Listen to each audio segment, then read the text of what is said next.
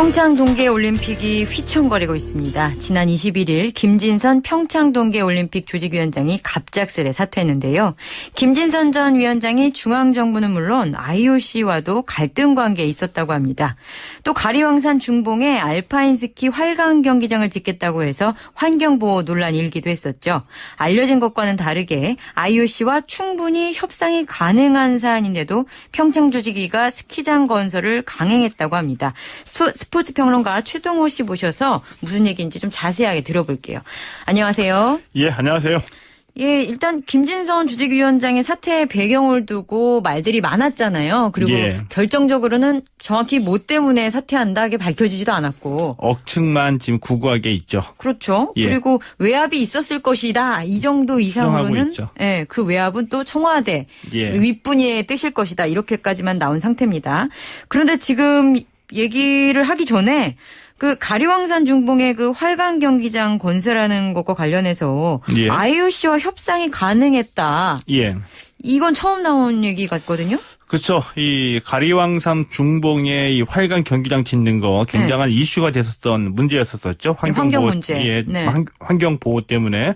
결론부터 말씀드리면은 이 가리왕산 중봉에 우리가 이 활강 경기장을 안 지을 수도 있었습니다. 그런데 좀 이해가 안 가는 게 그때 김진선 전 위원장을 포함해서 조직위 측은 IOC가 정한 특별한 규정이 있어서 우리도 꼭 그렇게는 하고 싶지 않은데 그 규정을 지키느라 어쩔 수 없었다. 이렇게 얘기했었잖아요. 그렇죠. 이제 그 말이 반은 맞고 이제 반은 틀리다는 얘기거든요. 결론적으로 보면 이 사실과 다른 얘기라고 볼 수가 있습니다. 이제 그 당시에 말씀하신 대로 이 김진선 위원장이 당시에 이 IOC가 요구하는 특별한 시설 기준을 충족을 해야 되기 때문에 중봉에 짓는 것은 불가피하다. 꼭 지어야 된다라고 이제 강조를 했었거든요. 그런데 이 IOC도 이 환경 문제를 충분히 인식하고 있었기 때문에 이 중봉에 활강 경기장 짓는 문제를 충분히 협상할 의지가 있었다. 그런데 조직위원회에서 오히려 이 IOC 기준을 맞춰야지 된다라는 주장을 하면서 이 가리왕산 중봉 경기장 건설을 밀어붙였다라고 보시면 됩니다. 그래요? 근데 그렇다면 IOC는 올림픽 주관하는 조직이잖아요. 그러니까 경기장 건설과 관련해서는 그 까다로운 조건을 제시했을 것 같고 그런데 정말로 그 가리왕산 중봉 경기장 건설에 조직위 측과 IOC 간의 협상의 여지가 확실히 있었던 거예요? 있었던 것은 맞습니다. 그리고 그런 사례도 이미 그 나간다 올림픽 때도 있었고요. 그렇습니다. 그런데 이 협상의 여지가 있었다는 것은 제가 이 평창 조직위원회의 이제 고위 관계자 그리고 IOC 사정에 밝은 해외 관계자로부터 확인을 한 사항이거든요. 아, 그렇습니까? 근데 왜냐하면 우리가 갖고 있는 일반적인 상식과 다르게 IOC가 왜 개발하지 않고 환경 보호에 더 신경 써서 이 협상의 여지가 있었냐라고 말씀을 드리게 되면은 2000년대 들면서 IOC도 이 환경 문제 그리고 올림픽의 경제 효과에 상당한 부담을 느끼고 있거든요. 왜 이런 부담을 느끼느냐? 예를 들게 되면 2004년에 그 아테네 올림픽 이후에 그리스가 파산했고요. 올해 열렸던 소치 동계올림픽도 예를 들게 되면 이 숱한 환경을 파괴하면서 올림픽을 개최했는데 올림픽이 끝나고 난 다음에 소치는 유령 도시가 됐습니다. 아무도 관심 갖고 있지 않죠. 그러면서 이 올림픽 경기장 녹슬고 먼지만 쌓이고 있다는 얘기입니다. 사정이 이렇게 되다 보니까 이미 올림픽 규모가 너무 비대해지면서 환경 파괴, 경제적인 부담이 늘어나다 보니까 노르웨이의 오슬로나 이 독일의 뮌헨 그리고 스위스의 이 생모리츠 그리고 폴란드의 이 크라쿠프라는 도시는 정부에서 동계올림픽 유치를 하겠다라고 했을 때 시민들이 투표를 해가지고 이 올림픽 유치를 반대를 했던 도시거든요. 이런 도시들이 점점 늘어나고 있던 겁니다. 이렇게 되면서 이제 IOC가 위기감을 느끼게 됐고요. 그래서 이전과는 다르게 환경 올림픽 그리고 이 경제 올림픽을 굉장히 강조를 하고 있다는 거죠. 그럼 협상의 여지가 있었다라는 얘기는 IOC도 이렇게 환경 문제에 대해서 더 이상 이제 부담을 안질 수가 없으니까 예. 평창 조직에 대해서도 야 니네 그 나라에서 그게 그렇게 문제가 그렇게까지 되면 할 필요는 없다. 할 예. 필요 없다. 우리랑 얘기해보자. 이런 거였었죠. 입장을 가졌다. 요 말씀이시군요. 오히려 우리 조직위원회가 그 국내에서는 IOC가 갖고 있는 그 특별한 그 올림픽 시설 기준이 있기 때문에 여기에 맞추기 위해서는 중봉을 개발할 수밖에 없다라는 논리로 국내에다 얘기를 했다는 거죠. 거짓말이었네요, 결과적으로. 예. 그렇다면 가류황산 중봉 경기장 건설도 이 사퇴 배경에 영향을 안 미쳤다고 보기는 어려울 것 같아요. 그렇죠. 뭐 어느 정도 영향은 끼쳤다라고도 볼 수는 있겠지만 네. 이제 상징적인 사건이라고도 이제 볼 수가 있겠죠. 네. 왜냐하면은 그 강원도 개발이라는 입장을 갖고서 이 김진성 위원장도 그랬고요. 이 강원도의 입장에서는 이 평창 동계올림픽을 개발하니까 이번 기회에 한 몫을 잡자라는 식의 입장을 갖고 있었거든요.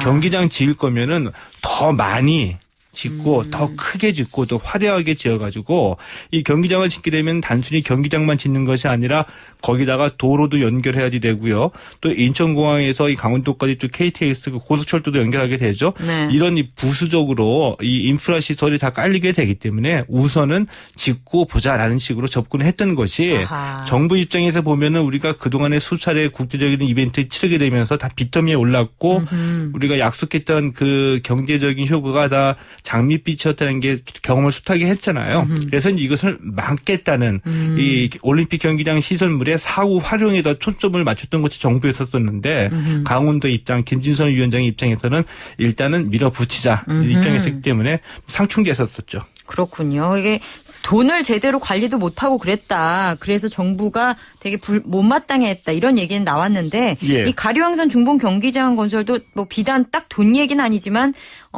목적이 개발에만 치우치고 굉장히 좀 실용적인 거는 제대로 챙기지 않는 그런 어떤 행정에 대한 하나의 예는 분명히 될 수 있겠네요. 대표적으로 보면 이미 그 강원도에 우리가 잘 알고 있는 알펜시아 리조트 있잖아요. 네. 골칫거리거든요.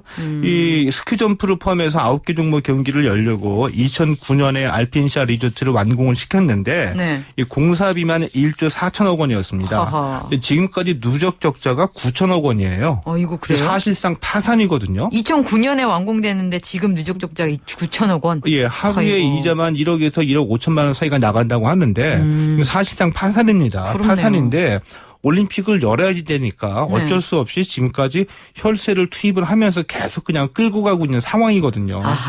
근데 이런 상황인데도 이 알펜시아 리조트 이외에도 이 올림픽 경기장 13개 가운데 앞으로 8개를 더 지어야 되거든요.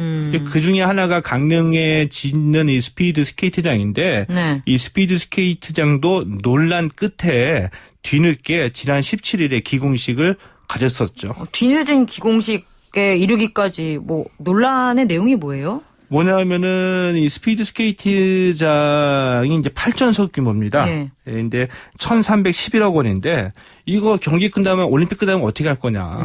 그 대책이 없었다는 얘기죠. 근데 강원도에서는 이제 워터파크로 활용하겠다는 얘기인데 강원도 워터파크 이미 5군데가 있고요. 한 군데 건설 중이거든요. 그러니까 장사가 안 되니까 민재 유치도 좀 불투명합니다. 그래서 이제 정부에서 규모를 줄여가지고 작게 짓고 올림픽 끝나면 철거하자. 이렇게 했는데 강원도가 계속 반대했었죠. 그래서 힘겨루게 하다가 결국에는 정부안을 받아들여가지고 지난 17일에 뒤늦게 이제 기공식을 갖게 된 겁니다.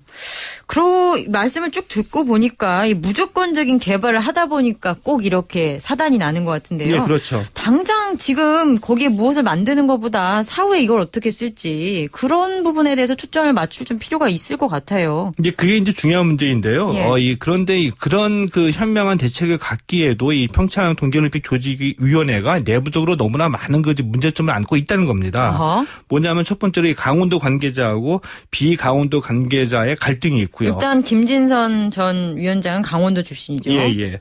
이 많은 공무원들이 또 파견돼가지고 일하고 있는데 이 공무원들이 2년간 순환보직이 돼요. 그러니까 2년 있으면 이 보직이 바뀐다는 얘기죠. 딴 데 가는군요. 예, 그러다 보니까 IOC와의 업무가 원활하지 못하거든요. IOC가 있고 이제 국제경기연맹 IF가 실무를 담당하게 되는데 네. 2년마다 공무원이 바뀌다 보니까 IF 입장에서 보게 되면은 평창 조직위원회 전문가가 없다. 아하. 이런 얘기가 나오게 되는 겁니다. 이건 좀 쑥스러운 일이네요. 예, 그래서 조양호 신임위원장이 31일에 이제 선출이 됐는데 네. 이 자리에서 선출되는 자리에서 이 강원도의 지역구를 두었던 국회의원들, 그 강원도 관계자들이 강원도를 배제했다는 그 서운한 심정을 감추지 않고 다 직설적으로 다 토로를 했어요. 어허. 불만 사항을 이 정도까지였었으니까 이 조양호 신임위원장으로서는 올림픽 준비라는 이 본연의 업무보다도 내부 갈등 해소라는 어떻게 보면 불필요한데 아하. 이런 문제가 더 식당 과제로 떠올랐다. 과제가 왜 말씀드릴 이렇게 수 있겠죠. 많습니까? 무조건적인 개발도 막아서 성공적인 개최도 해야 하고 내부 갈등부터 다스려야 한다니 예. 갈 길이 멉니다. 이제는 좀